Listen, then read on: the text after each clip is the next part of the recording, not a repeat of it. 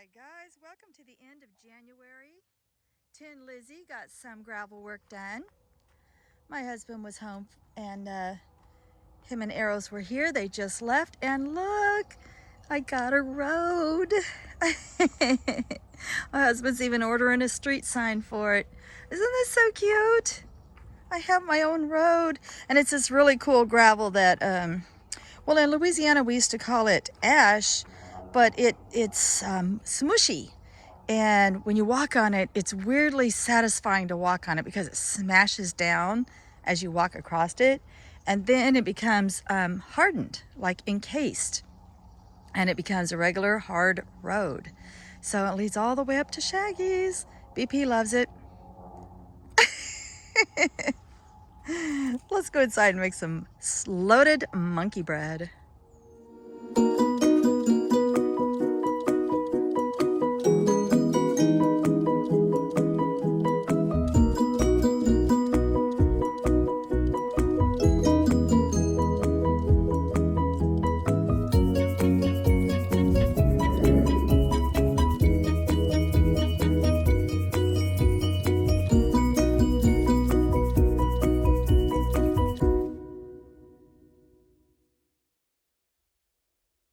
One, two, three.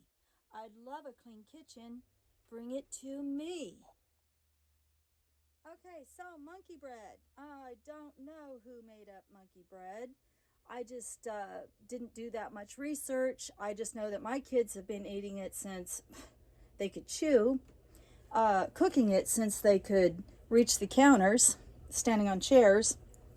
Monkey bread. Everybody loves monkey bread, at least all the people that I know. So what it is you take a can of biscuits and you chop them up, and then you put the piled up biscuits in a pan, pour your cinnamon, sugar, butters, and all that over it. And then the premise is that you are supposed to pick pieces of the bread pile out. Sort of like when a monkey's like grooming another monkey. That's the whole idea between it, of it being monkey bread. It has nothing to do with monkeys or bananas or anything like that. It's just a sweet covered biscuit dough, cinnamon and sugar and butter. So mine's going to be loaded. Made these once before, but I made them with canned biscuits. This is my first time making them with crescent rolls because the store didn't have any biscuits. What kind of a store doesn't have biscuits? So you're going to use your Instant Pot. So you need your sugar ring. If nobody has told you about your sugar ring, I call it that because I like to put this color ring in when I'm doing anything that's sweet. And then I have other colored rings for stuff that absorbs, like garlic odor and whatnot. I wouldn't want to mix the two because these little rings do hold odors. That's why I always pull mine out, swap them out. So got my sugar ring in, what I call my sugar ring. Okay, then for your ingredients, you're going to need your 1.5 cups for the bottom of your Instant Pot. You're going to need your trivet, some sort of a sling. Remember, I had one out of aluminum foil. Now I bought one. You're going to need your muffin tin. You're going to need your spray for the silicone muffin tin, and your lid for your muffin tin or egg bite tin or whatever you call it. For your ingredients, now normally all you would need is biscuits, melted butter, cinnamon and sugar. But I'm going to load mine, so I'm also going to add a little bit of chopped pecan and a little tiny bit of apple. So let me start mixing some of this up, and I'll be right back. Okay, so go ahead and set up your Instant Pot and get it ready. I just do a quick little squirt in all of those, and then I'm going to add my 1.5 cups of water to the bottom. Some people do 1 cup, some people do 1.5. I don't know. I don't really think it matters. Then I'm going to put my trivet down in the bottom. Sorry, that's loud. Then I'm going to set my sling on top of that. And then I have this to set aside. So now I'm going to chop some pecans and melt half a stick of butter. Mine's unsalted. It's also weirdly satisfying to chop pecans. This knife is by Time and Table. I kind of like it. I like the way it feels in my hand. Okay, so that's about maybe half a cup of pecans. for this entire can of crescent rolls. And I do them pretty small because you've got to think each one of these is going to be a little bitty muffin size, little mini pie. That's probably good right there. Now let's melt our butter. And your butter is going to melt much more efficiently if you put it into little pat sizes first. The smaller it is, the faster it melts. Just a few seconds in the microwave and get this good and runny. So I took the apple pie filling and I just chopped them up. Chopping apples in the winter is wonderful. So I just chopped those up into much smaller little pieces because you're making tiny little desserts. I wouldn't want to glomp one big whole thing in there like that. So definitely chop those up, dice those up. Let's see how well our butter has melted. So when it comes to my cinnamon and sugar, I don't know. I never look at a recipe. I just do my cinnamon into my sugar about as dark as I want it. Like I'm sure a lot of you experienced cooks do as well. So I don't know, whatever that was, a teaspoon, something along those lines. And then we'll just see how dark that looks. Sorry, loud. It smells so good. That's good, but I think I'm going to run out, so let's just add a little more.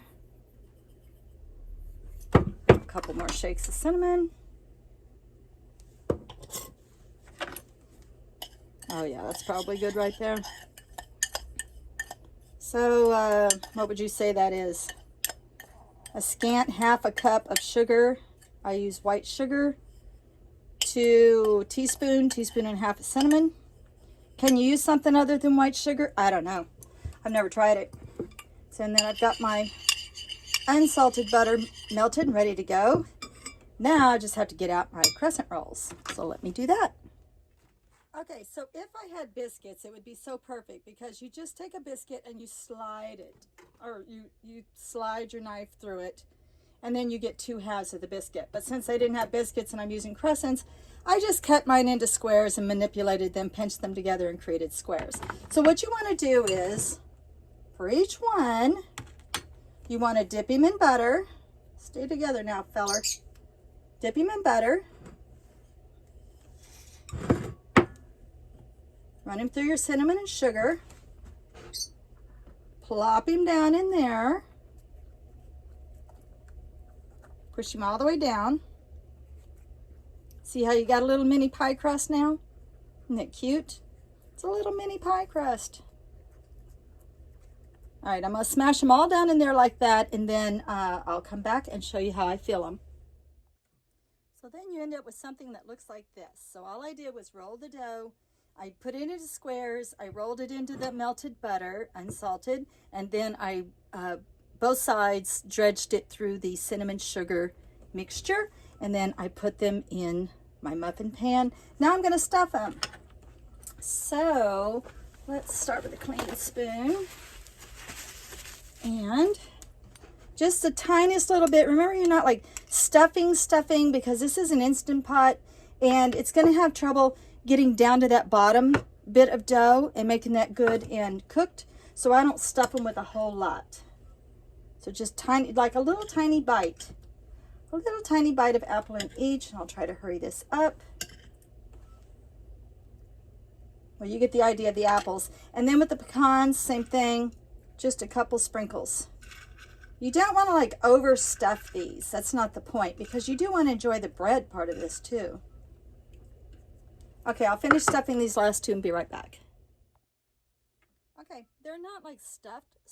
I don't know how good you can tell. But you can see there's definitely some space in there. Now I'm just going to gently fold them over and kind of smush them down a little, like a little tart. Aww, they're so cute. And then if I have big holes, I can just easily cover it up. That's the beauty of dough, especially somebody else has made it. It's so pliable. my dough I make with Martha Stewart, and it's all made out of ice water, and you gotta work with it really fast. Does anybody else have trouble following Martha Stewart? I do. She always says it's because you can't cook. Well, yeah, people can cook. It just, your recipes sometimes, Martha, are hard to follow. All right, let's just top those off with the last few sprinkles of pecans. Now, if you didn't want apples and pecans, I suppose you could put anything in there. You can even, I've even put vanilla flavoring and orange flavoring in my butter before to give it a little extra kick. So that's it. So then we're going to put the lid on.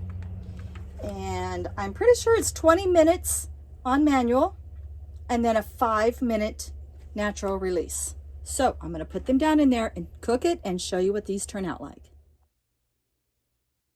All right, so here we are with our little dessert. And just to be fair, I did make monkey bread the first night that my husband was home, so he did not miss out. They're so cute. Little mini pies. Oh my God, they smell amazing. And then I will show you that